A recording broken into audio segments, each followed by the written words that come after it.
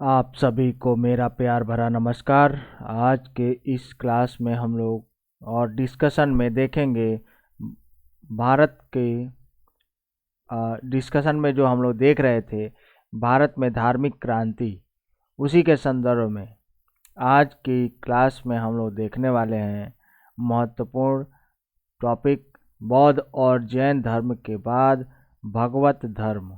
भागवत धर्म देखो, यहाँ से कुछ क्वेश्चन आपका आर्ट एंड कल्चर से भी आ सकता है, तो आपको याद रखना है, थोड़ा सा समझ लेंगे। वैसे ज़्यादा बौद्ध और जैन से क्वेश्चन आते हैं, लेकिन भगवत धर्म को भी आपको जानना जरूरी है। यह मुख्य रूप से भक्ति पर आधारित था। तो भगवत धर्म वैष्णव धर्म है। वैष्णव धर्म है। भगवान विष्णु को इष्ट देव मानकर मानने वाले लोग वैष्णव कहलाते थे और इनका धर्म वैष्णव धर्म कहलाता था। वैष्णव धर्म का प्राचीन रूप भागवत धर्म है। भागवत धर्म क्या है? भागवत धर्म प्राचीन जो है वैष्णव धर्म का ही एक प्राचीनतम रूप है। भागवत धर्म के अंतर्गत वासुदेव कृष्ण की पूजा की जाती है। राधे राधे कृष्ण कृष्ण। ठीक है, तो चलिए आगे बढ़ते हैं हम लोग। कृष्ण का सर्वप्रथम उल्लेख छांदोग्य उपनिषद में किया गया मिलता है।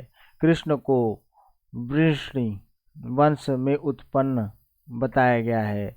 गुप्त काल में वैष्णव धर्म का सर्वाधिक उत्कर्ष हुआ था। गुप्त काल में ध्यान रखना है, गुप्त काल में ही ज़्यादा ऐसे मंदिर बने थे जिसमें भगवान विष्णु की उपासना का प्रमाण मिलता है। इस काल में साहित्य एवं स्थापत्य दोनों में भगवत धर्म की जानकारी मिलती है। यानी बहुत सारे मंदिर और साहित्य लिखे गए थे। इस समय मंदिर बनाए गए थे और साहित्य लिखे गए थे। सभी गुप्त सम्राट भगवत धर्म के अनुयायी थे और परम भागवत की उपाधि धारण करते थे। यानी भगवान विष्णु के ज़्यादातर अनुयायी कौन थे? गुप्त वंश के लोग, राजा थे। अब आगे बढ़िए। उत्तर भारत की भांति दक्षिण भारत में भी वैष्णव धर्म का प्रचार हुआ। उत्तर भारत की भांति दक्षिण भारत में भी वैष्णव धर्म का प्रचार हुआ और दक्षिण भारत में वैष्णव संत को क्या कहा गया? आलवार संत कहा गया। आलवार,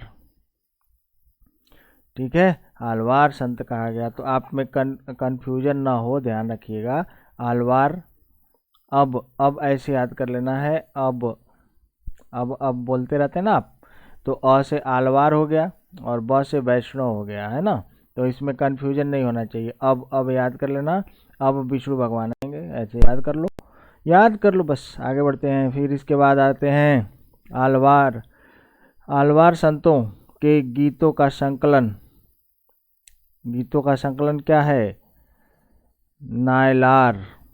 नायलार प्रबंधन अथवा तमिल प्रबंधम में किया गया है।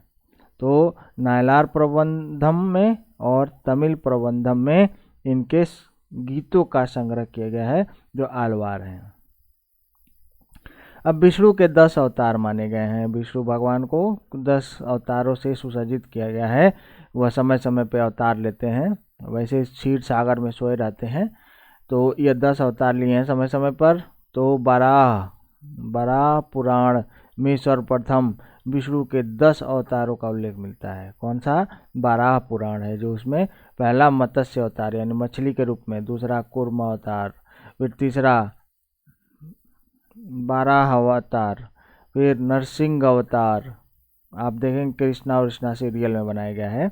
वामनावतार, परशुराम अवतार, राम अवतार, कृष्ण अवतार, बुद्ध अवतार, बुद्ध को भी जोड़ लिया गया इसी में, है ना।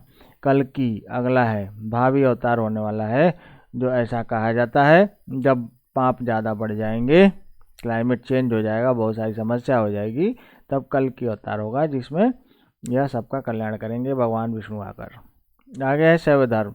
तो भगवान विष्णु के बारे में इतना ही था। भगवान विष्णु के बारे में आपको ध्यान रखना था कि कौन से संत इसमें जुड़े हुए हैं? आलवार, ठीक है। अलवार संतों को याद रखना है बस, ठीक है। अब फॉर्मूले के साथ अब आगे देखिए। और शैव धर्म, भगवान शिव को इष्ट देवता मानकर जो आराधना करते थे वो क्या कहलाए? शैव। और उनका धर्म क्या था? शैव धर्म था। शिव की प्राचीनतम प्रागैतिहासिकता है। शिव की प्राचीनतम प्रागैतिहासिक है। शिव की प्राचीनता प्रागैतिहासिक है। हड़प्पा सभ्यता के अंतर्गत ही शिव की पूजा के उपासना का प्रमाण मिलता है, समझ गए। तो वहाँ पर शिवलिंग मिले हैं ना, ऐसा कहा जाता है। ऋग्वेद में शिव का उल्लेख रुद्र के रूप में मिलता है, यानी शिव सबसे पुराने देवता माने जाते हैं। कालिदास ने कुमार संभव नामक महाकाव्य में शिव की महिमा का वर्णन किया है। तो कुमार संभव में शिव की महिमा का वर्णन कालिदास ने किया है। तो कभी क्वेश्चन पूछा जाए कि कुमार संभव में किसका वर्णन है, तो शिव जी का। आगे है दक्षिण भारत में भी शैव धर्म का विकास हुआ और संगम साहित्य में शिव का वर्णन मिलता है। दक्षिण भारत में शैव संतों को नयनार कहा गया, ठीक है। तो नयनार कहा गया किसको?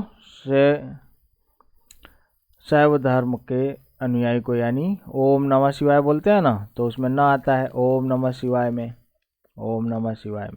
तो ऐसे याद कर लीजिएगा, न आता है नयनार ओम नमः शिवाय वाले मंत्र में। ये तो सबको याद हो सकता है आसानी से, बहुत कंफ्यूजन वाली बात नहीं है। अब है शैव ग्रंथ कौन सा है? पेरिय पुराणम में 63 नयनार संतों का उल्लेख किया गया है। शैव धर्म में पशुपत मत के प्रवर्तक कौन थे? लकुलीश। यह प्रश्न आ चुका है कई बार। आगे बढ़िए, अब आते हैं हम लोग धर्म से संबंधित महत्वपूर्ण तथ्य। अब देख लिया जाए तो इसमें से इंपॉर्टेंट पीटी के प्रश्न बनेंगे। पहला, अष्टांगिक मार्ग का मूल स्रोत तैत्तरीय उपनिषद है।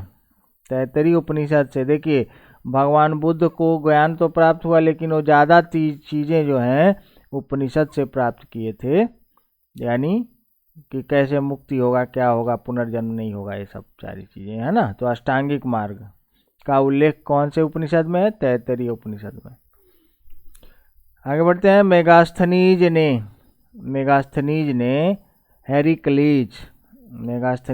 हेरिक्लीज यानी कृष्ण एवं डायनोसियस शिव की पूजा का उल्लेख मिलता है। मेगास्थनीज ने किसका उल्लेख किया है? हेरिक्लीज यानी कृष्ण। तो ऐसे क्वेश्चन आ सकता है कि यूनानी लोग क्या कहते थे कृष्ण जी को? तो कृष्ण जी को हेरिक्लीज कहते थे। हरे कृष्णा करते हो ना, तो हरे कृष्णा, है ना। डायनोसियस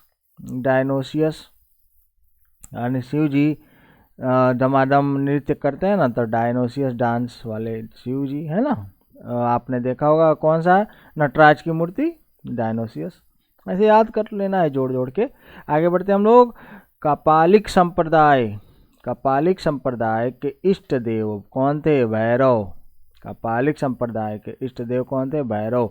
इन्होंने शिव का अवतार माना जाता है। भैरव को क्या माना जाता है? शिव जी का ही अवतार माना जाता है। आगे बढ़ते हैं हम लोग। अब आगे है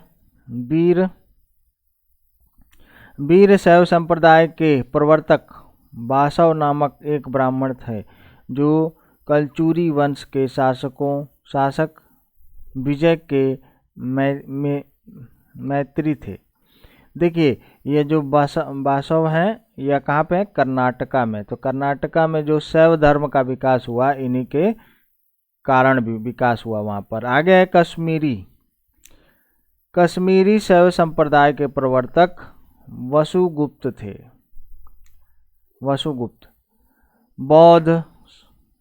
बौद्ध संघ में प्रवेश के लिए बौद्ध संघ में प्रवेश के लिए प्रव्रज्या संस्कार होता था।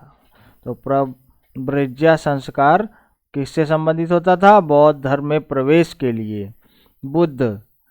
बुद्ध धम्म संघ में बौद्ध धर्म में 3 रत्न के समान है। कौन कौन? बुद्ध, धम्म और संघ, यह त्रिरत्न है बौद्ध धर्म के। जैन धर्म के दिगंबर संप्रदाय से संबंधित यापनी संप्रदाय था। तो जैन धर्म में दिगंबर संप्रदाय से संबंधित कौन सा संप्रदाय था? यापिनी संप्रदाय था। आगे है प्रथम शताब्दी ईसा पूर्व में कलिंग के चेदी वंश के शासक खारवेल ने जैन धर्म को संरक्षण दिया। आगे है सर एडविन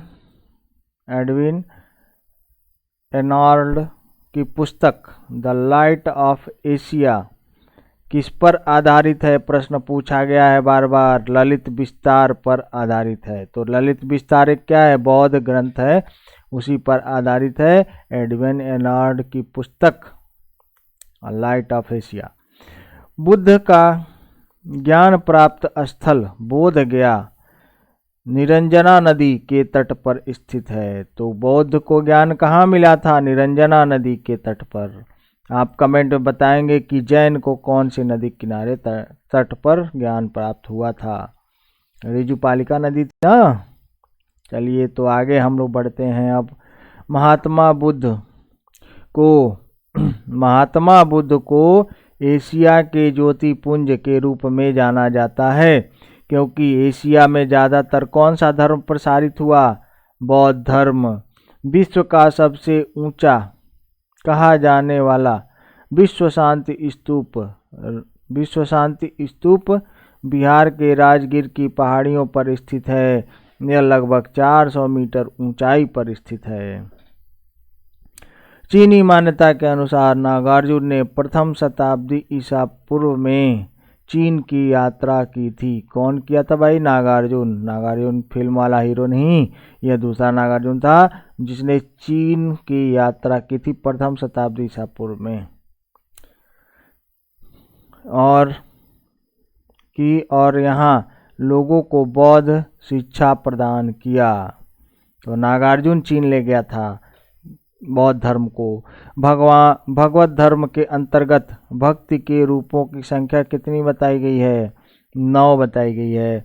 भगवत गीता मोक्ष के साधन के रूप में जन्म, कर्म, भक्ति को समान महत्व देता है। कुछ भी कर लीजिए आप, है ना, कर्म कर लीजिए, भक्ति कर लीजिए, किसी तरह से मुक्ति मिल जाएगा आपको। यह सभी मार्गों के लिए ठीक है। आगे है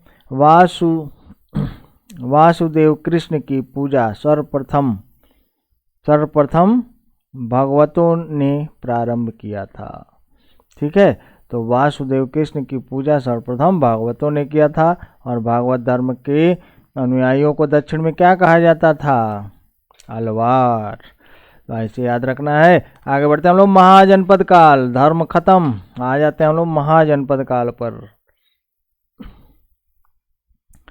देखिए, अब महाजनपद जो काल था वो क्या था? द्वितीय नगरीकरण का काल था। द्वितीय नगरीकरण, पहला नगरीकरण कब खत्म हो गया? जब सिंधु घाटी सभ्यता समाप्त हो गई। फिर बीच में ग्रामीण सभ्यता आ जाती है जिसका नाम क्या था? वैदिक सभ्यता। और फिर वैदिक सभ्यता के बाद आपका महाजनपद काल आता है। महाजनपद काल। अब इस समय बहुत सारे क्या होंगे? खोज होंगे। जैसे लोहे का आविष्कार हो गया था, आयरन के आविष्कार के साथ। अब आयरन का आविष्कार जैसे लोहे का आविष्कार हुआ तो फिर क्या हो गया? कृषि का उत्पादन बढ़ने लगा। अब कृषि से क्या हो जाएगा? अधिशेष बच जाएगा, यानी टैक्स कलेक्शन होने लगेगा। ठीक है, टैक्स कलेक्शन। तो टैक्स का कलेक्शन होने से क्या होगा? यहाँ पर अब ज़्यादा लाभ होने लगेगा। तो इस तरह से अब नए नगर बसाए जाएंगे और नगरों की आवश्यकता पूर्ति होगी, फिर व्यापार होगा, बहुत सारे कार्य होंगे। तो चलिए देखते हैं हम लोग क्रांतिकारी काल महाजनपद काल, और यहीं से मानव सभ्यता का विकास और भारत एक अखंड भारत औरत की कल्पना चालू होगी। चलिए, बुद्धकालीन भारत में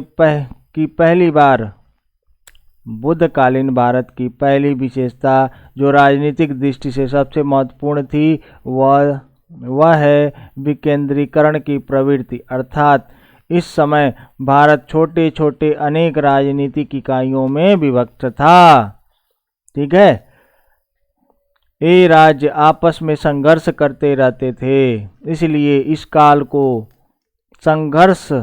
संघर्षरत जनपद का युग भी कहा जाता है। ध्यान लिखिएगा, विकेंद्रीकरण की प्रवृत्ति के बावजूद इस काल में केंद्रीकरण के प्रयास प्रारंभ हो गए थे। छोटे छोटे तो थे कबीले, लेकिन अब एक करने के भी प्रयास चल रहे थे। जैसे कि आप देखते हैं, इसमें विष्णुगुप्त यानी चाणक्य कहते हैं कि हम एक देश का निर्माण करेंगे। इस काल में राजतंत्र के साथ साथ अनेक गणराज्यों का भी उदय हुआ। इस काल में राजतंत्र के साथ गणराज्यों का भी उदय हुआ, जैसे कि आगे आप देखेंगे वैशाली और लिच्छवी, यह सब गणतंत्र थे।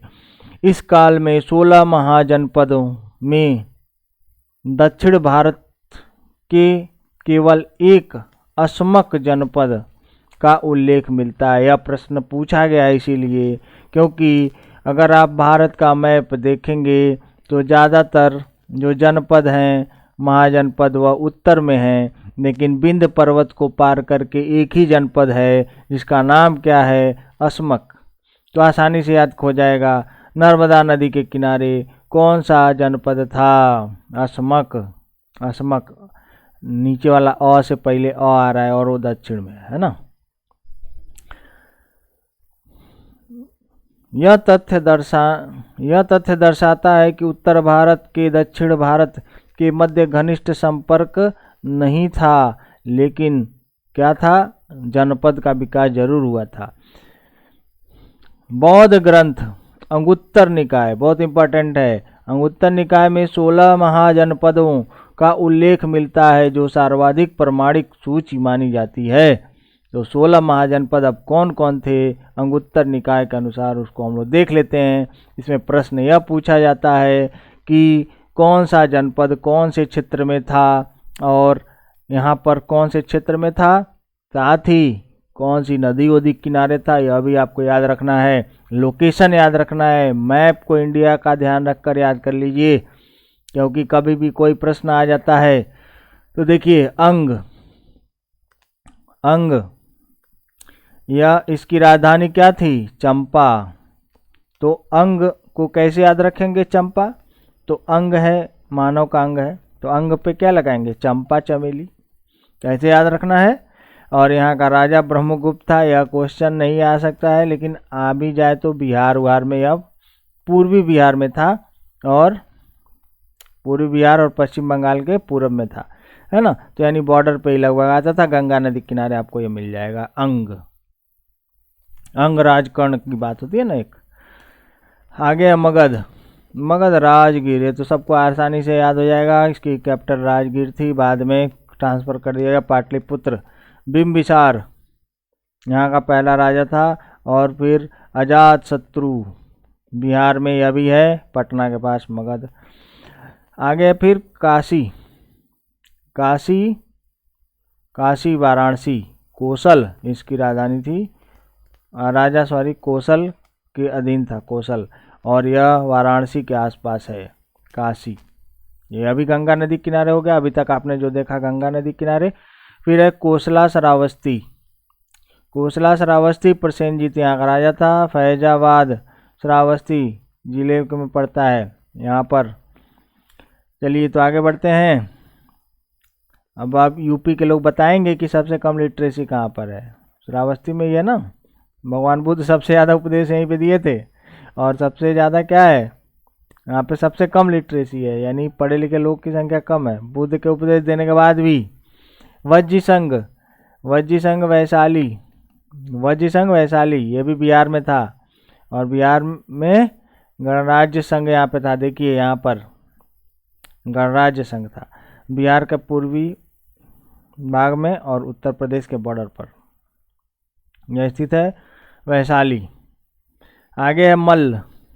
मल्ल कुशीनगर उत्तर प्रदेश, कुशीनगर उत्तर प्रदेश। फिर इसके बाद चेदी।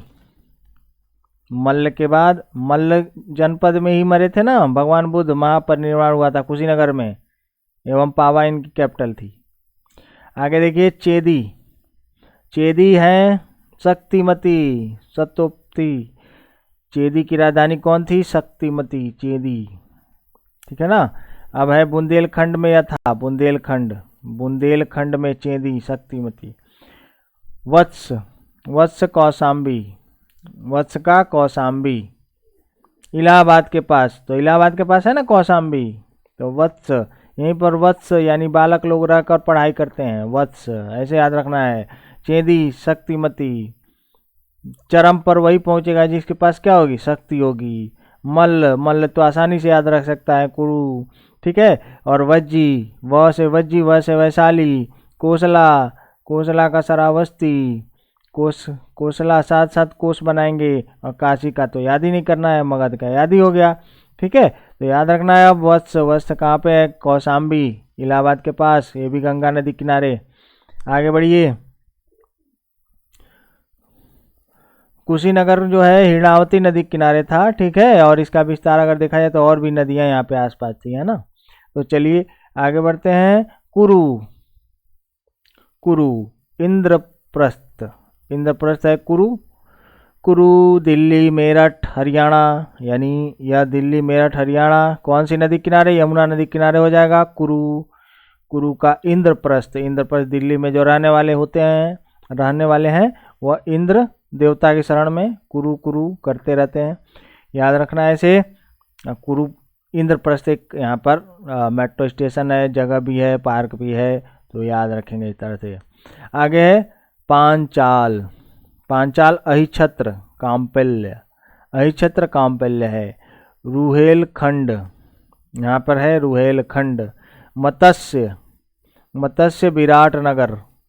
मत्स्य विराटनगर, बड़ी बड़ी मछली को पकड़ेंगे, विराटनगर। देखो नाम है मत्स्य और है कहाँ पे? राजस्थान में, यानी जहाँ पानी है नहीं है, सूखा है, वहाँ पे मत्स्य है। ऐसे देख लीजिएगा, उल्टा यहाँ पे संबंध है, याद रखना है इस तरह से। पांचाल तो अहिछत्र काम्पल्य है, रुहेलखंड। आगे फिर सूरसेन मथुरा। सूरसेन मथुरा, सूरसेन मथुरा। मथुरा जानते हैं आप, आगरा मथुरा, वहाँ पर उत्तर प्रदेश में, यह भी यमुना नदी किनारे। आगे अस्मक, पोतन, पोटाली, पोटली महाराष्ट्र आंध्र प्रदेश। अस्मक जो दक्षिण में था, है ना। आगे है अवंती। अवंती उज्जैनी। अवंती उज्जैनी मध्य प्रदेश में। अवंती उज्जैनी, महिष्मती इसकी राजधानी, उज्जैनी या महिष्मती अवंती की। आगे है चंडप्रद्योत, यहाँ का राजा था, और मध्य प्रदेश, यहाँ पे मध्य प्रदेश में स्थित है, मध्य प्रदेश में। आगे है गांधार तक्षशिला, सबसे पश्चिम में स्थित था, सबसे पश्चिम में यह स्थित था। और तक्षशिला में राजा था पुष्कर सरीन, पाकिस्तान एवं अफगानिस्तान में है। आगे है कंबोज, हाटक या राजपुर, यह अफगानिस्तान में या सबसे उत्तर में स्थित था, ध्यान रखना है कंबोज को। तो कंबोज सबसे उत्तर में, उत्तर में कम है। ठीक है। तो ऐसे याद रखना है आपको। फॉर्मूला बना लीजिए अपने आसपास, जो भी हो थोड़ा सा रुक के याद कर लेना है, बस याद करते जाओ, अच्छा रहेगा। चलिए आगे बढ़ते हैं। इसलिए मैं ज़्यादा तेज़ स्पीड में नहीं चल रहा हूँ कि फटाफट आपका पढ़ते चला गया, आपको याद ही नहीं हुआ। तो कुछ समझ समझ के याद करो, इसलिए थोड़ा टाइम भले लगेगा लेकिन आपको याद होगा, उसी पे बल देना है। जितना याद कर सकेंगे आप उतना ही आपका जल्दी सिलेक्शन होगा। जल्दी जल्दी चक्कर में नहीं पड़ना है, शॉर्ट कट में ज़्यादा मत भागिए। आगे है मगध का उत्कर्ष। अब था तब महाजनपद, 16 महाजनपद आपने देख लिया। 16 महाजनपद का उल्लेख किस में था? अंगुत्तर निकाय में। अब यहाँ पर देखते हैं हम लोग मगध जो कैसे शक्तिशाली हो जाता है। देखिए मगध का लोकेशन आप जानते ही हैं, पटना है। पटना में एक नदी गंगा जा रही है ऐसे, और इधर से एक नदी आ रही है सोन, और इसी के बीच कौन है, यह पाटलिपुत्र स्थित था। अब वहाँ पर पहला शासक कौन बनता है, हर्यक वंश की स्थापना होती है और 544 ईसा पूर्व से 412 ईसा पूर्व तक रहता है। पहला राजा उसका कौन है, बिंबिसार। बिंबिसार 544 से लेकर 498 ईसा पूर्व तक रहता है।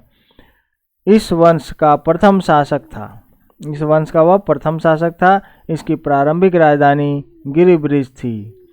बाद में इसने राजगृह में अपनी राजधानी बनाई। बिंबिसार अपनी शक्ति बढ़ाने के लिए वैवाहिक एवं मैत्रीपूर्ण संबंध पर बल दिया। वैवाहिक और मैत्रीपूर्ण संबंध पर बल दिया।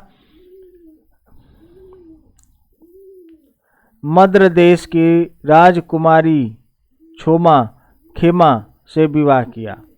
मद्र देश की राजकुमारी कौन थी, क्षेमा, एकदम छेना, और खेमा से विवाह किया। बिंबिसार की यह पत्नी खेमा बौद्ध भिक्षुणी बन गई।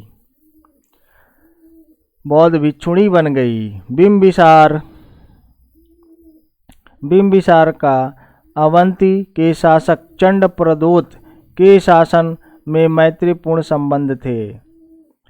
इस बार चंडप्रदोत पांडु रोग से ग्रस्त हो गया और तब बिंबिसार अपने राज वैद्य जीवक को इसके इलाज के लिए उज्जैनी भेजा, जो इसके मैत्रीपूर्ण संबंध को दर्शाता था। ठीक है, तो उज्जैनी चंडप्रदोत भेजा था पांडु रोग के इलाज के लिए। बिंबिसार भेजा था चंडप्रदोत के इलाज के लिए। आगे बिंबिसार बौद्ध धर्म का अनुयायी था। बिंबिसार जो था वह बौद्ध धर्म का अनुयायी था। बिंबिसार ने अंग पर आक्रमण कर यहाँ के शासक ब्रह्मगुप्त को पराजित कर उसका वध कर दिया। अंग को मगध में मिला लिया।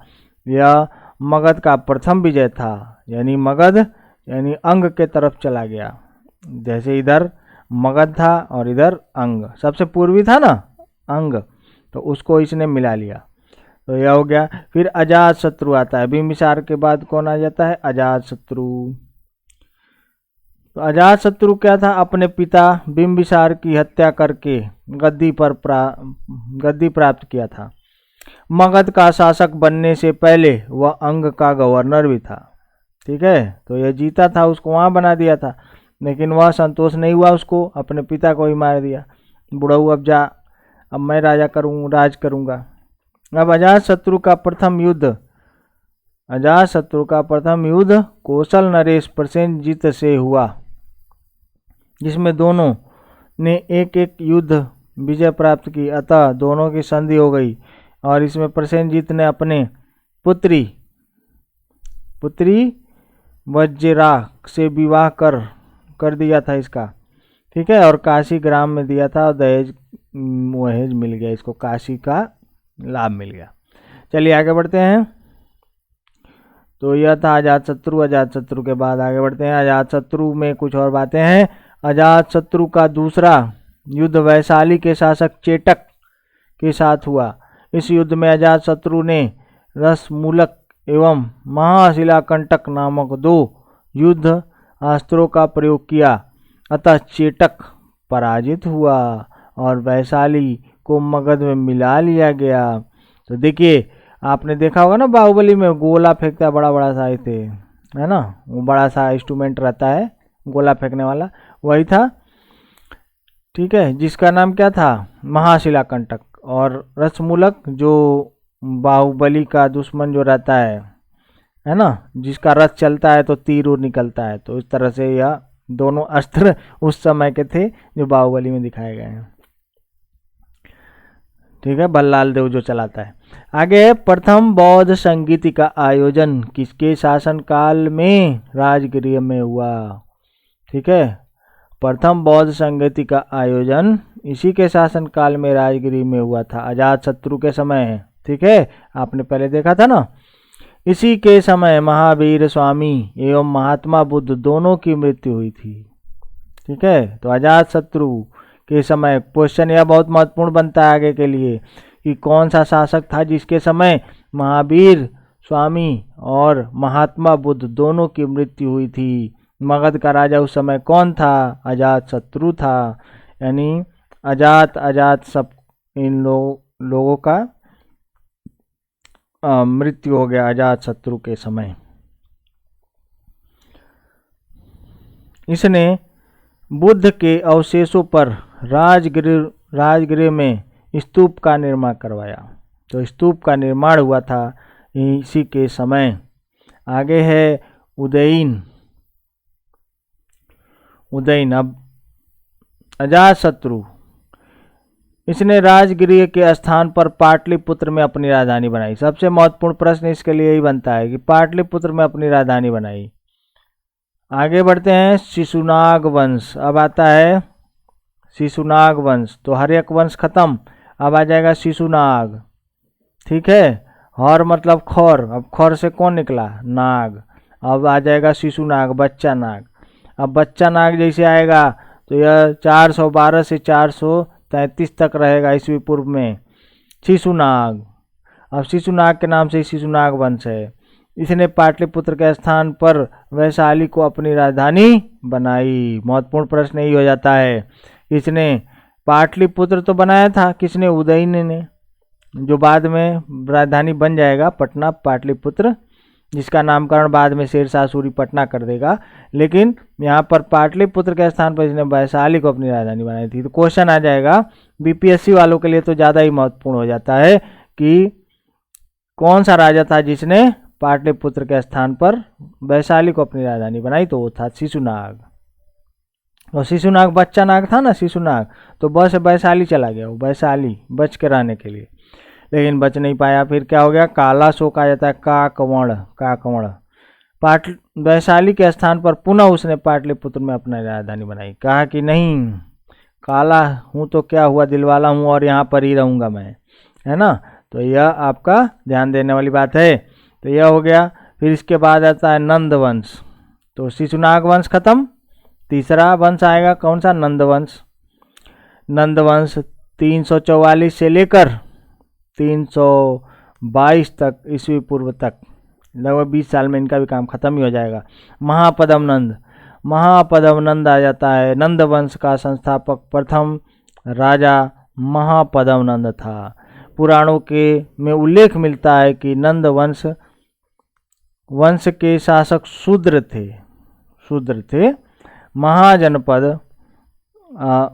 महापद्म नंद इस वंश का सबसे महान शासक था।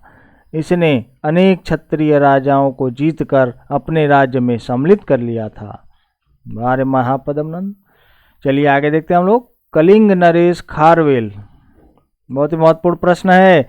कलिंग नरेश खारवेल के हंथी गुफा अभिलेख से पता चलता है कि महापद्म नंद ने कलिंग विजय की और जहां से एक जिन मूर्ति अपने साथ मगध ले आया। यानी कलिंग नरेश खारवेल के हंथी गुफा अभिलेख से क्या पता चलता है कि महापद्म नंद कलिंग पर विजय कर लिया था और यहाँ से एक जिन की मूर्ति अपने साथ ले आया था। इसने कलिंग में सिंचाई हेतु नहर का निर्माण करवाया था। बहुत इंपॉर्टेंट प्रश्न है, क्वेश्चन पूछा गया है कि किसने सिंचाई के लिए नहर का निर्माण करवाया था? महापद्म नंद ने। कहाँ पर? कलिंग में। कलिंग यानी उड़ीसा में। आगे है घनानंद, 326 से लेकर 322 ईस्वी पूर्व। इसके समय 326 ईसा पूर्व में मकदूनिया का यूनानी शासक सिकंदर ने पश्चिमोत्तर भारत पर आक्रमण करके यहाँ यूनानी सत्ता की नींव रखी। मकदूनिया में घनानंद के समय ही 322 ईसा पूर्व में चंद्रगुप्त चंद्रगुप्त एवं कौटिल्य ने मगध पर आक्रमण कर किया, जिसमें घनानंद पराजित हो गया और नंद वंश का अंत हो गया और मौर्य वंश की स्थापना हो गई। ठीक है ना। तो इस प्रकार 322 ईस्वी में इसका शासन समाप्त हो जाता है। यही घनानंद था जिसने अपमान कर दिया था किसका? चाणक्य का। और चाणक्य ने कसम खाई थी कि चुटिया तब तक नहीं कटवाएंगे जब तक तुमको नहीं खत्म कर देंगे। ठीक है। कुछ कुछ यह तो व्रत उस प्रकार से मिलता है जिस प्रकार महाभारत में किसने कसम खाया था? द्रौपदी ने। चलिए आगे बढ़ते हैं हम लोग। फिर महत्वपूर्ण तथ्य क्या है? मगध का सर्वप्रथम उल्लेख अथर्ववेद में मिलता है। याद रखना है, बीपीएससी वाले बच्चे तो सावधान, बीपीएससी वाले ध्यान रखो कि मगध का सर्वप्रथम उल्लेख कहाँ मिलता है? अथर्ववेद में, यानी सबसे लास्ट में जो वेद बना था उसी में इसका उल्लेख मिलता है। बिंबिसार, बिंबिसार के राजवैद कौन थे? जीवक की माँ का नाम क्या था? शालावती, जो एक नर्तकी वेश्या थी। अब यह बिंबिसार के बारे में कहा जा रहा है।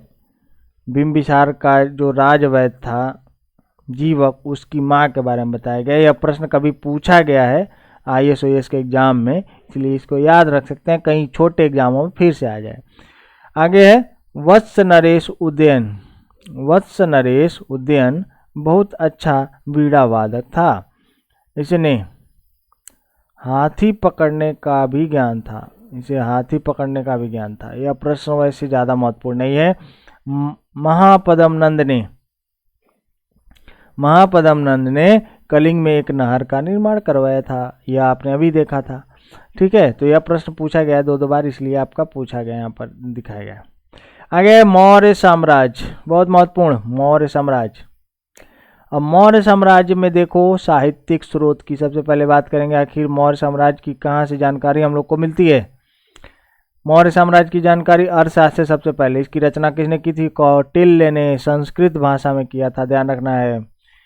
अर्थशास्त्र में 15 अधिकरण हैं और 180 प्रकीर्ण और 4000 श्लोक है। इंडिका, यह मेगास्थनीज द्वारा यूनानी भाषा में लिखी गई है। इंडिका यूनानी लेखक स्ट्रोबो, एरियन, प्लूटार्क, प्लिनी ने इंडिका के महत्वपूर्ण अंशों के आधार पर ग्रंथ लिखे हैं। तो इंडिका का जो मतलब ये लोग चाणक्य के मतलब इंडिका से कुछ अंश लेकर इन्होंने लिखे हैं। तो इंडिका कौन लिखा था? मेगास्थनीज, ध्यान रखना है, बहुत महत्वपूर्ण प्रश्न है। इंडिका के इन महत्वपूर्ण अंशों को हर जगह से एकत्र कर नई इंडिका में इसका संकलन किया गया है। आगे फिर अभिलेख। तो इन सारे बुकों से हम लोग को नॉलेज मिल जाता है। किससे? अर्थशास्त्र से, इंडिका से, और फिर प्लूटार्क, स्ट्रोबो, प्लिनी, ये सब आते हैं। यह सब भी इनसे कुछ लेकर लिखते हैं। तो इंडिका में सबसे ज़्यादा जानकारी मिल जाती है। आगे बढ़ते हैं। अभिलेखीय स्रोत।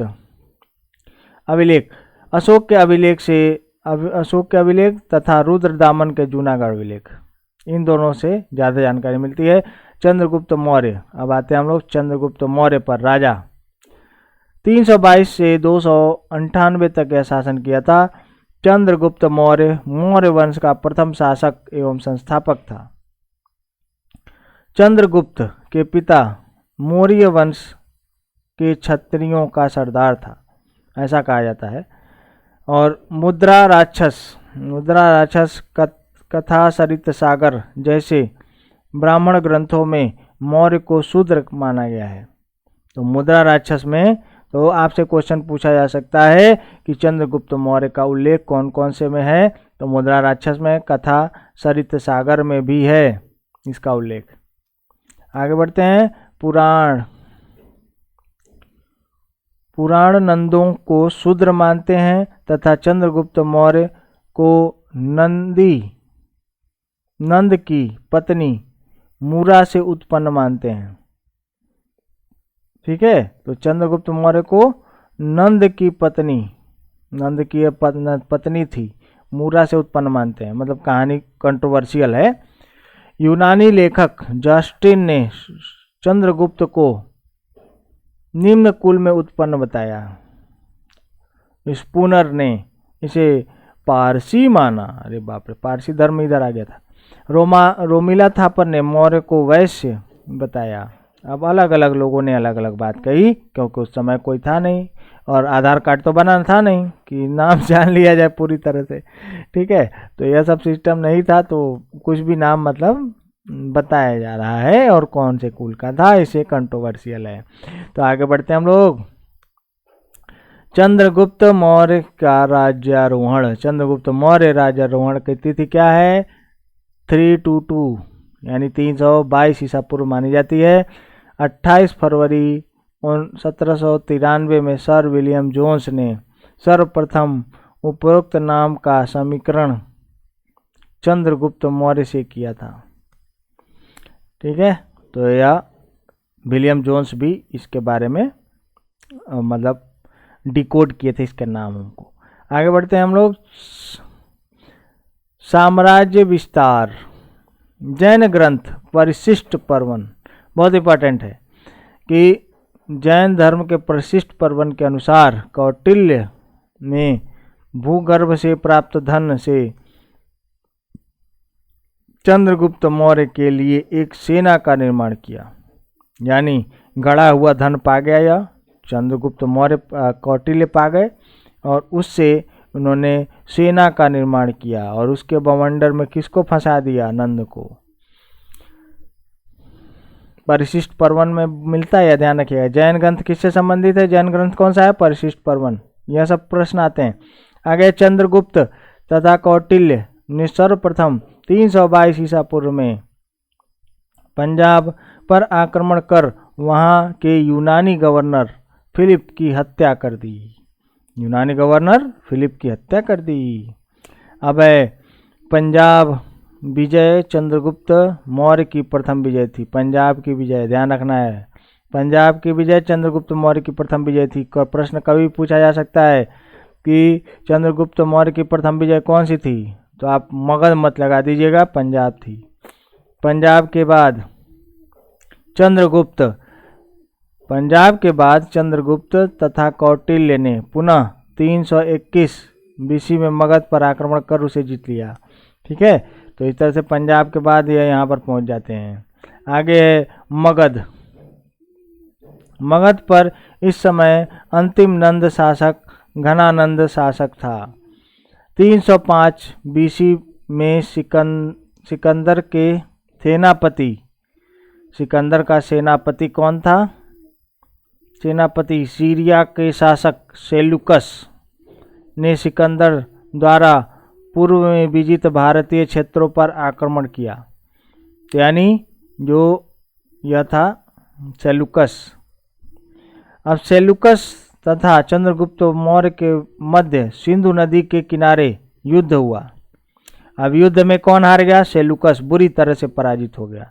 अब चंद्रगुप्त मौर्य ने एक अपमानजनक संधि करनी पड़ी। अब चंद्रगुप्त मौर्य से वो हार गया तो अपमानजनक संधि करनी पड़ी। अब संधि क्या थी? सेल्यूकस संधि की शर्तें थी। सेल्यूकस अपनी पुत्री हेलेना या कार्नेलिया नाम था उसका, हेलेना का विवाह चंद्रगुप्त मौर्य से किया। सेल्यूकस ने अपने 4 परोपनिषदी यानी काबुल, आरकोसिया, कांधार और एरिया, हेरात, जड्रेसिया, बलूचिस्तान चंद्रगुप्त मौर्य को दे देना पड़ा। चंद्रगुप्त मौर्य तथा सेल्यूकस के मध्य राजनयिक संबंध स्थापित हुए तथा एक यूनानी राजदूत जिसका नाम क्या था? मेगास्थनीज, चंद्रगुप्त के दरबार में रहने लगा। चंद्रगुप्त मौर्य की मृत्यु मैसूर के श्रावण बेलगोला में चंद्रगिरि पर्वत पर हुई थी। तो ध्यान रखना है कौन सा पर्वत है, चंद्रगिरि पर्वत, और च से चंद्रगुप्त और इसीलिए नाम हो गया चंद्रगिरि पर्वत, और श्रवण बेलगोला वहीं पर बाहुबली की मूर्ति है ना, सबसे बड़ी। आगे है दक्षिण में साम्राज्य विस्तार की जानकारी यहाँ पर होती है। रुद्रदामन के जूनागढ़ अभिलेख में उल्लेख है कि चंद्रगुप्त मौर्य का गवर्नर पुष्यगुप्त वैश्य ने सौराष्ट्र प्रांत में सुदर्शन झील का निर्माण करवाया था। तो रुद्रदामन के जूनागढ़ अभिलेख से क्या प्राप्त होता है भाई, चंद्रगुप्त मौर्य के गवर्नर कौन था, पुष्यगुप्त वैश्य सौराष्ट्र यानी गुजरात में सुदर्शन झील का निर्माण करवाया था। आगे है रुद्रदामन के जूनागढ़ अभिलेख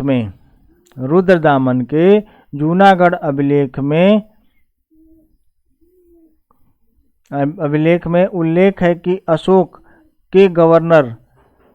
का गवर्नर कौन था, तुसाप्य ने सुदर्शन झील का पुनर्निर्माण करवाया था। तो रुद्रदामन के जूनागढ़ अभिलेख से अभी प्राप्त होता है कि अशोक का गवर्नर एक था जिसका नाम क्या था, तुसाप्य, जिसने यहाँ पर निर्माण करवाया था। आगे है रुद्रदामन के जूनागढ़ अभिलेख एकमात्र ऐसा अभिलेख है जिसमें चंद्रगुप्त तथा अशोक दोनों का नाम मिलता है। चंद्रगुप्त तथा अशोक दोनों का नाम मिलता है, ध्यान रखना है। रुद्रदामन का जूनागढ़ अभिलेख ऐसा अभिलेख है। आगे है जैनाचार्य भद्रबाहु से प्रभावित होकर चंद्रगुप्त मौर्य ने जीवन के अंतिम दिनों में जैन धर्म स्वीकार कर लिया था भद्रबाहु के कारण। भद्रबाहु आपको बताया गया था ना, भद्रबाहु कौन थे, भद्रबाहु जो निर्वस्त्र रहा करते थे, दिगंबर वाले, चारों दिशाओं को अपना वस्त्र मानते थे, वही थे। आगे है बिंदुसार 298 से 273 ईसा पूर्व तक। बिंदुसार चंद्रगुप्त मौर्य का पुत्र तथा सम्राट अशोक का पिता था। बिंदुसार किसका पिता था, अशोक का, और किसका पुत्र था, चंद्रगुप्त मौर्य का। अब आगे है यूनानी इतिहासकारों ने बिंदुसार को अमित्रोचेस्ट कहा है, अमित्रोचेस्ट।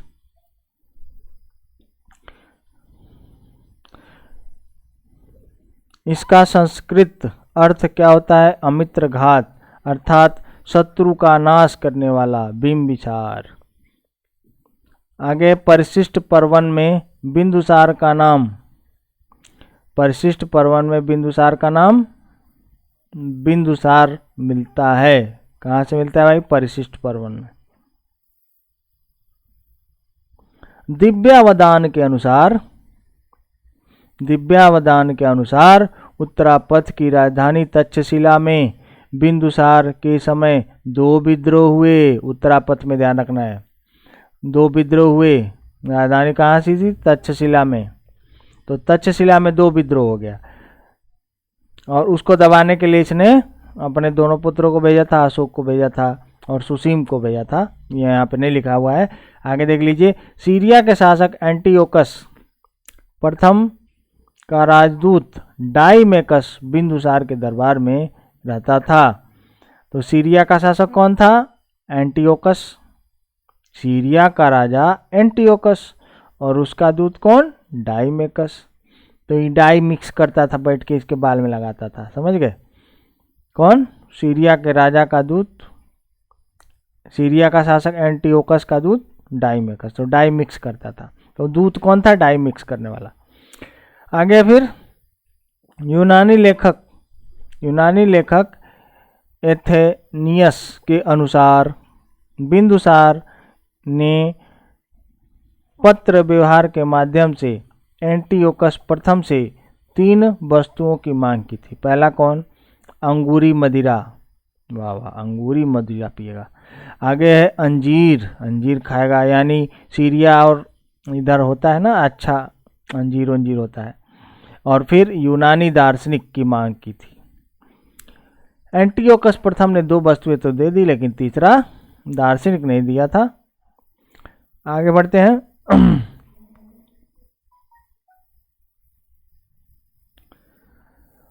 आगे है मिस्र नरेश टालमी फिलाडेल्फस द्वितीय ने अपना राजदूत डायनोसियस को बिंदुसार के दरबार में भेजा था।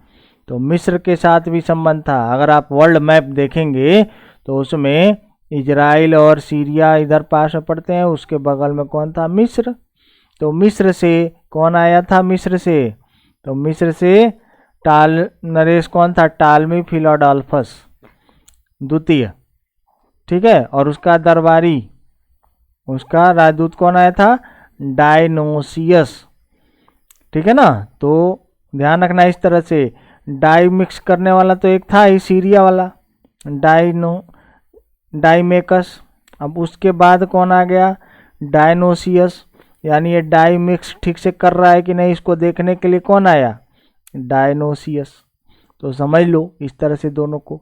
और पड़ोसी देश है दोनों, है ना। सीरिया के साथ डायरेक्ट तो बॉर्डर नहीं लगता है, लेकिन इजराइल के साथ लगता है, यहाँ पे याद रखिएगा। आगे बढ़ते हम लोग। अशोक बहुत महत्वपूर्ण है। अशोक, अब अशोक को देख लिया जाए। अशोक है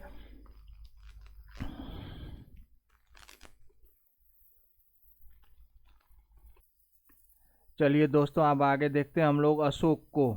अशोक बहुत इंपॉर्टेंट है अशोक, और इससे बार बार प्रश्न पूछे जाते हैं। तो अशोक जो मौर्य वंश का सबसे प्रतापी शासकों में गिना जाता है, और इसी के नाम के कारण विश्व में हम लोग मौर्य साम्राज्य को ज़्यादा महत्व भी देते हैं। तो विश्व प्रसिद्ध है अशोक। तो अशोक का पहला पॉइंट देखते हैं हम लोग। अशोक का जो शासन काल था वो कब से कब तक था? 273 से लेकर 232 ईस्वी पूर्व तक। तो बिंदुसार की कितनी रानियां थीं? इसके पिताजी की 16 रानियां, और 16 रानियों से नदन पुत्र पैदा हुए। कितने? 101 पुत्र पैदा हुए थे। अशोक सर्वाधिक क्या था? तेजवान था, यानी सबसे ज़्यादा प्रतापी था। इसीलिए कहा जाता है कि 100 भाइयों की ने हत्या कर दी और फिर राजा बना, है ना। तो ऐसा कहा जाता है। कुछ जगह पे 99 भाइयों की हत्या कहा जाता है, ऐसा, ठीक है ना। तो अशोक का एक नाम, अशोक का एक ही सगा भाई था जिसका नाम क्या था? सगा भाई यानी मतलब अपनी माँ के सहोदर भाई था। तो वह कौन था? विगताशोक। विगताशोक जो था इसका सहोदर भाई था, यानी सगा भाई था।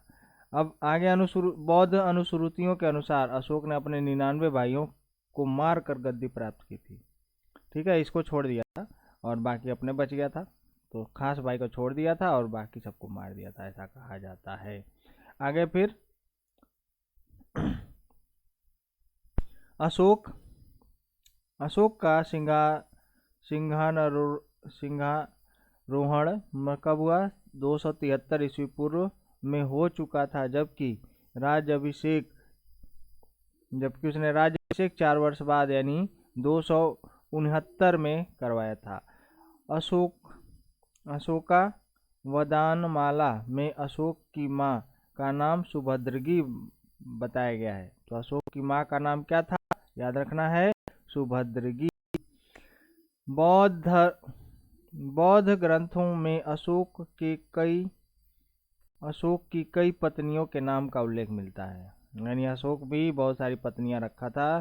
तो 4 माना जाता है कि थी कम से कम।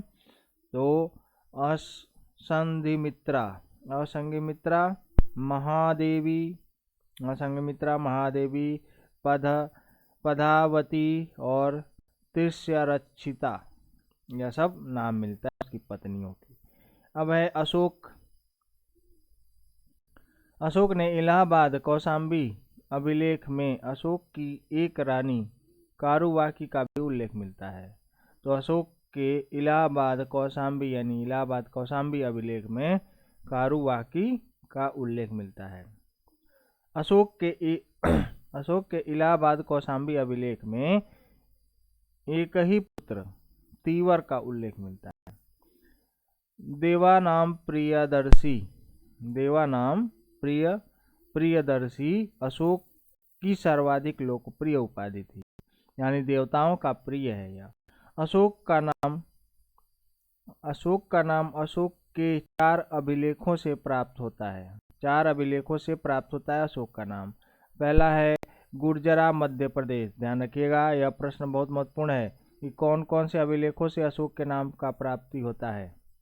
तो पहला है गुर्जरा मध्य प्रदेश, दूसरा मस्की। तो गुर्जरा कहाँ पे है? मध्य प्रदेश, गुजरात मत चले जाना, ठीक है। और मस्की कहाँ पे है? मास्की कर्नाटका में। फिर है नेतूर, यह भी कर्नाटक में। और फिर है उडे गोलन, यह भी है कर्नाटक में। यानी कर्नाटका में जो मिले हैं ज़्यादातर, यह कर्नाटका, और इस कर्नाटका में ही ज़्यादातर जो क्या मिले हैं अभिलेख, उसी में अशोक का नाम मिलता है। और एक मिल जाता है मध्य प्रदेश में। तो इस तरह से याद रखिएगा। तो गुर्जरा, मस्की, नेतूर, उडे गोलन, यह सभी अभिलेखों में अशोक के नाम का उल्लेख है। आगे बढ़ते हैं। सर्वप्रथम 1915 में मस्की लघु शिलालेख में अशोक का नाम पढ़ा गया था। तो 1915 में मस्की लघु शिलालेख में अशोक का नाम पढ़ा गया था। अशोक ने अपने राज्याभिषेक के 8 वर्ष बाद 261 ईस्वी पूर्व में, यानी BC में कलिंग पर विजय किया था। यानी 261 ईसा पूर्व में कलिंग पर उसने आक्रमण किया और विजय प्राप्त की। अशोक के कलिंग विजय की जानकारी किस अभिलेख में मिलती है? 13वें अभिलेख में। बहुत महत्वपूर्ण है। यह 13वां क्या था? दीर्घ शिलालेख था। तो दीर्घ शिलालेख में 13वें में यह जानकारी मिलती है कि कलिंग पर उसने आक्रमण किया था। तो अब आगे बढ़ते हैं हम लोग। तो आपको प्रश्न एक बता देना है, कमेंट बॉक्स में उसका आंसर दीजिएगा कि कलिंग में नहर का निर्माण कौन से राजा के द्वारा करवाया गया था, बताइएगा। तो अभी पढ़ाया गया आपको। कलिंग विजय के पश्चात अशोक ने बौद्ध धर्म स्वीकार किया था। कलिंग विजय के पश्चात बहुत ज़्यादा लोगों का खून खराबा हो गया था, जिससे उसका हृदय परिवर्तित हो गया कि आखिर मैं क्या कर रहा हूँ। तो खून खराबा से क्या हो जाएगा, कितना साम्राज्य मैं जीत लूँगा। इसीलिए उसका हृदय परिवर्तन हो जाता है और वह क्या करता है, सब कुछ छोड़ छाड़ देता है और बौद्ध धर्म ग्रहण कर लेता है। वहीं से धम्म घोष की बात करता है। वेनसांग के अनुसार उपगुप्त ने अशोक को बौद्ध धर्म की दीक्षा दी थी। तो उपगुप्त नाम का एक भिक्षु था, उसी ने इनको दीक्षा दी थी, किसकी? बौद्ध धर्म की। आगे है मौर्य का केंद्रीय प्रशासन। अब बात करते हैं हम लोग केंद्रीय प्रशासन की। तो कैसा था केंद्रीय प्रशासन, यह मेंस में आप लिख सकते हैं। और वैसे यह कॉन्सेप्चुअल क्वेश्चन यूपीएससी और यूपीपीसीएस इत्यादि में पूछे जा सकते हैं। वनडे एग्जाम में अन्य में नहीं पूछे जाते हैं। तो यह, लेकिन जानकारी सब होनी चाहिए। जानकारी आपके लिए बहुत ज़रूरी होती है। एक बार समग्र जानकारी से आपका सिलेक्शन हो सकता है। तो चलिए अब देखते हैं हम लोग मौर्य का केंद्रीय प्रशासन। मौर्यकालीन केंद्रीय प्रशासन कौटिल्य के सप्तांग सिद्धांत पर आधारित था। तो कौटिल्य ने क्या दिया था सिद्धांत? सप्तांग सिद्धांत दिया था। राजा का पद वंशानुगत होता था। राजा का पद कैसा था? वंशानुगत ही था। देखिए आप, राजा की सहायता के लिए मंत्रीगण यानी उप समिति की नियुक्ति की गई थी, जिसमें प्रधानमंत्री, सेनापति, युवराज तथा मुख्य समाहर्ता आदि होते थे। ठीक है ना। यूनानी इतिहासकारों ने अध्यक्ष को मजिस्ट्रेट कहा है। यूनानी इतिहासकार जो थे उन्होंने अध्यक्ष को क्या कहा? मजिस्ट्रेट। और यहीं से मजिस्ट्रेट का शब्द हम लोग के ध्यान में चलता रहता है। जो यूपीएससी क्रैक करेंगे तो मजिस्ट्रेट बन जाएंगे। यह चाहत सबकी है, सुप्रीम जॉब है। तो आगे है फिर सु, सु शुल्काध्यक्ष। अब मुख्य अध्यक्षों की बात करते हैं हम लोग। मुख्य अध्यक्ष कौन था? पहला शुल्काध्यक्ष व्यापार से प्राप्त कर चुंगी एकत्रित करता था। व्यापार से कर इकट्ठा कौन करेगा? शुल्क, नाम ही लग रहा है। पौतवाध्यक्ष, पौत मतलब क्या होता है? ना होती है, तो लेकिन यहाँ पर कंफ्यूजन यह आपको हो सकता है कि पौतवाध्यक्ष जो है माप तोल को के मान को नियंत्रित रखने वाला था, यानी यह बार्टरिंग सिस्टम वाला काम करता था। पौतवाध्यक्ष बहुत इंपॉर्टेंट है, कंफ्यूजन यहाँ पे हो सकता है। आगे है सूत्राध्यक्ष। सूत्राध्यक्ष, सूताध्यक्ष।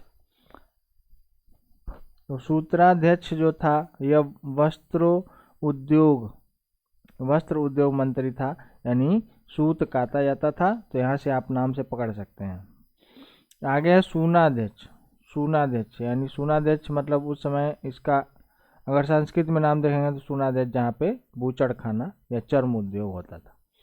लक्षणाध्यक्ष, टकसाल, यह भी महत्वपूर्ण है। आप लक्षणाध्यक्ष से नहीं पता लगा सकते हैं, तो यहाँ पे प्रश्न इसीलिए दिए जाते हैं ताकि आप सीधा सीधा पता न लगा सकें। तो ध्यान रखिएगा, लक्षणाध्यक्ष। लक्षणाध्यक्ष कौन था? टकसाल। टकसाल यानी सिक्के जहाँ पे छापे जाते थे, सिक्के बनाए जाते थे, उसी का अध्यक्ष कौन था? लक्षणाध्यक्ष।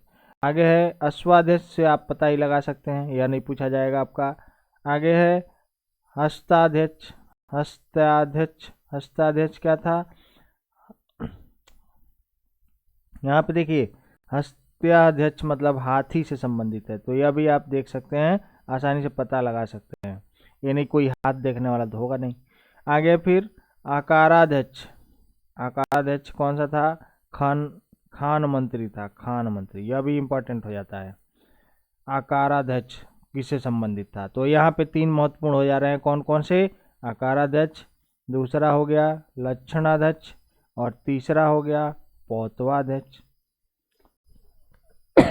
बाकी सब आप पकड़ लेंगे वैसे ही, तो तीनों को याद रखिएगा, पौतवाध्यक्ष, फिर लक्षणाध्यक्ष, और फिर आपका आकाराध्यक्ष। अब आते हैं मौर्यकालीन शासन व्यवस्था। बहुत महत्वपूर्ण है मौर्यकालीन शासन व्यवस्था। यूनानी इतिहासकारों के अनुसार चंद्रगुप्त की सेना में 6 लाख पैदल, 30,000 अश्वारोही और 9,000 गज और 8,000 रथ होता था, यानी काफी बड़ी सेना थी।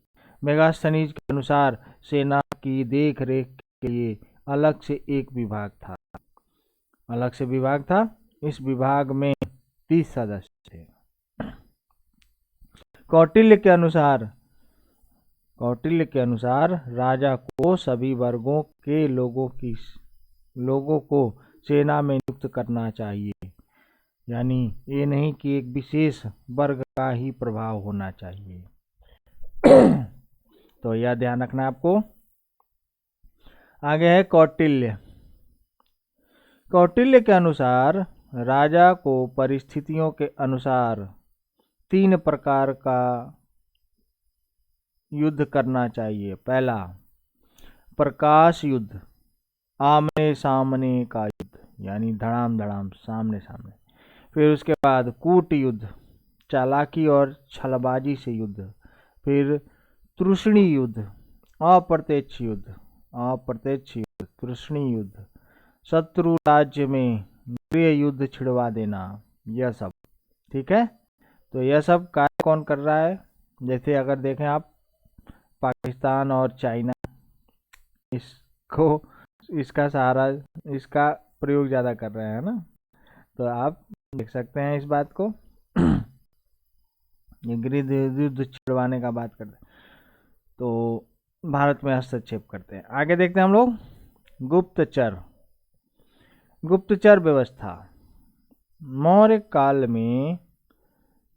काल में जनतांत्रिक परिषदों के अभाव के कारण जनता के मनोभावों, विचारों, इच्छाओं राजा के विद्रोहियों, अधिकारियों आदि के विषय में जानकारी प्राप्त करने के लिए सुदृढ़ गुप्तचर व्यवस्था की स्थापना की गई थी। अर्थशास्त्र में गुप्तचर को गुण पुरुष कहा गया था, ध्यान रखना है, गुण पुरुष। स्ट्रोबो ने गुप्तचरों को इंस्पेक्टर कहा था, याद रखना है। आगे है संस्था उन गुप्तचरों को कहा जाता था जो एक स्थान पर रहकर गुप्तचरी का कार्य करते थे। संस्था यानी ऑर्गेनाइज थे। संचार उन गुप्तचरों को कहा जाता था जो राज्य में भ्रमण करते हुए गुप्तचरी का कार्य करते थे। संस्था एक जगह पर रहकर कार्य करता था, संचार घूम घूम के करता था, नाम से ही पता चल रहा है। अब है विदेशों में नियुक्त गुप्तचरों को उभय वेतन कहा जाता था, यानी रॉ के एजेंट कह सकते हैं आप। तुलना करिए तभी याद हो जाएगा। आगे है न्याय व्यवस्था। मौर्य प्रशासन में सबसे बड़ा न्यायालय राजा का केंद्रीय न्यायालय होता था। मौर्य प्रशासन में सबसे बड़ा न्यायालय राजा का केंद्रीय न्यायालय होता था। ग्राम न्यायालय में ग्रामिक या ग्राम वृद्ध परिषद की सहायता से न्याय कार्य करता था। फौजदारी न्यायालय को कंटक शोध कहा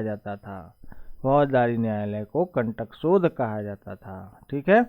दीवानी न्यायालय को धर्मस्थानिक कहा जाता था और फौजदारी न्यायालय को कंटक शोध, यानी कांटा लगा दिया आपने किसी का तो शोध किया जाएगा, यानी किसी को मार दिया तो फौजदारी हो जाएगा ना, और दीवानी में धर्मस्थली हो जाएगा, यानी जमीन वमीन का मामला हो जाएगा। आगे अशोक, यानी दोनों व्यवस्था पहले से ही थी। देखिए, अशोक ने अपने राज्याभिषेक के 26वें वर्ष तथा वर्ष तक 25 बार वृद्ध कैदियों को रिहा किया था। तो 25 बार वृद्ध कैदियों को रिहा किया था उसने, यह याद रखना है। अब आगे बढ़ते हैं। राजस्व व्यवस्था में क्या है? तो मौर्य काल में वित्तीय राजस्व वर्ष आषाढ़ से ज्येष्ठ तक था, ध्यान रखिएगा। अब यहाँ पर भाग क्या था? स्वतंत्र रूप से खेती करने वाले किसानों के से लिया जाने वाला भूमि कर भाग था। अशोक ने लुम्बनी का भाग घटाकर 1/8 कर दिया था।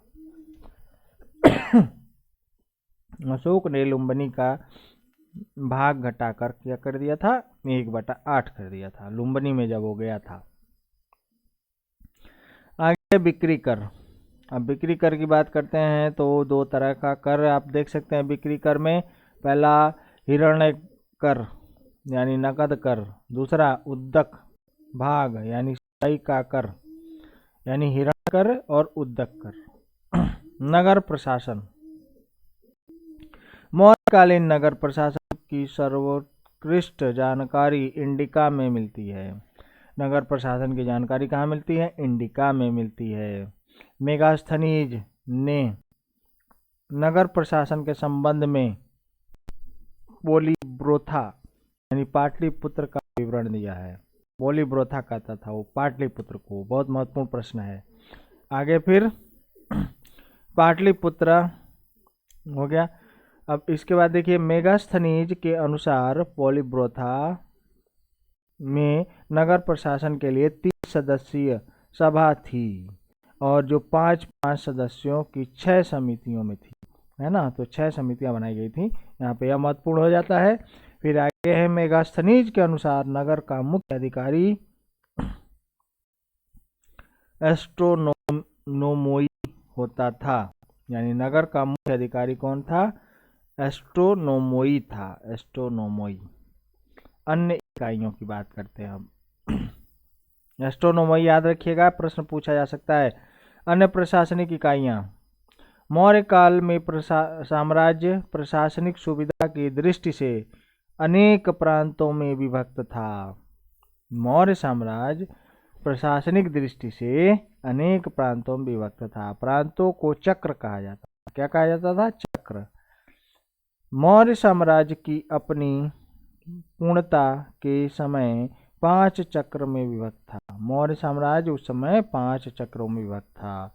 प्रत्येक चक्र में सम्राट द्वारा एक प्रांतपति की नियुक्ति की जाती थी, जिसे कुमार कहा जाता था। तो प्रांतपति को क्या कहा जाता था? कुमार। अब आते हैं हम लोग अशोक के अभिलेख पर। बहुत महत्वपूर्ण प्रश्न यहाँ से बनते हैं। तो देखिए, अशोक के अभिलेख में पहला, अशोक के अभिलेख की खोज। अशोक के अभिलेख की खोज सर्वप्रथम टीफेंथलर नामक एक पादरी ने 1750 में की थी। सर्वप्रथम जेम्स प्रिंसेप ने 1837 में अशोक के अभिलेख को पढ़ा था। जेम्स प्रिंसेप ने 1837 में अशोक के अभिलेख को पढ़ा था। उन्होंने दिल्ली टोपड़ा अभिलेख को पढ़ा था। यहाँ पे प्रश्न यह बन सकता है कि अभी तक आपका प्रश्न आते रहा है कि जेम्स प्रिंसेप ने सर्वप्रथम अशोक के अभिलेख को पढ़ा था, लेकिन कौन सा अभिलेख पढ़ा था? तो दिल्ली टोपड़ा। यह अगला प्रश्न हो सकता है, तो ऐसे याद रखना आपको। चलिए आगे बढ़ते हैं हम लोग। अब है अशोक के अभिलेखों की मूल भाषा की प्रकृति क्या थी? प्रकृति है क्या क्या? तो देखिए, अशोक के अभिलेख कुल 4 लिपियों का प्रयोग किया गया। अशोक के अभिलेख में 4 लिपियों का प्रयोग किया गया है। पहली लिपि कौन है? ब्राह्मी लिपि। दूसरी है खरोष्टी लिपि। तीसरी है आर्मेयिक लिपि और यूनानी लिपि। तो 4 लिपियां यहाँ पर प्रयोग की गई हैं: ब्राह्मी, खरोष्टी, आर्मेयिक और यूनानी। अब देखते हैं अशोक के अभिलेखों का वर्गीकरण। तो अशोक के अभिलेख को हम लोग 5 वर्गों में बांट सकते हैं। पहला है दीर्घ शिलालेख, दूसरा है लघु शिलालेख, तीसरा है दीर्घ स्तंभ लेख और चौथा है लघु स्तंभ लेख और 5वां है अन्य। तो इस तरह से हम लोग अशोक के अभिलेखों का वर्गीकरण कर सकते हैं। तो ध्यान रखिएगा। तो अगला है फिर दीर्घ शिलालेख। दीर्घ शिलालेख की बात कर लेते हैं हम लोग। तो दीर्घ शिलालेख प्राकृतिक चट्टानों पर लिखे गए लंबे लेख हैं, यानी दीर्घ लिखे गए हैं ना। तो यहाँ पर याद रखना है। इसमें प्रशासन एवं धर्म से संबंधित लेख है। प्रशासन और धर्म दोनों से ही संबंधित लेख है इसमें कुल 14 बातें यानी लेख हैं। 14 बातें यानी लेख हैं, इसलिए इन्हें चतुर्दश लेख कहा जाता है। 14 बातें होने के कारण। ये 8 स्थानों से प्राप्त हुए हैं। कितने स्थानों से? 8 स्थानों से। दीर्घ शिलालेख में ब्राह्मी एवं खरोष्टी लिपि का प्रयोग हुआ है। तो दीर्घ शिलालेखों में ब्राह्मी और खरोष्टी लिपि का प्रयोग हुआ है। तो ध्यान रखिए, फिर से रिवीजन कर लीजिए कि दीर्घ शिलालेखों में ब्राह्मी और खरोष्टी लिपि का प्रयोग हुआ है। 8 स्थान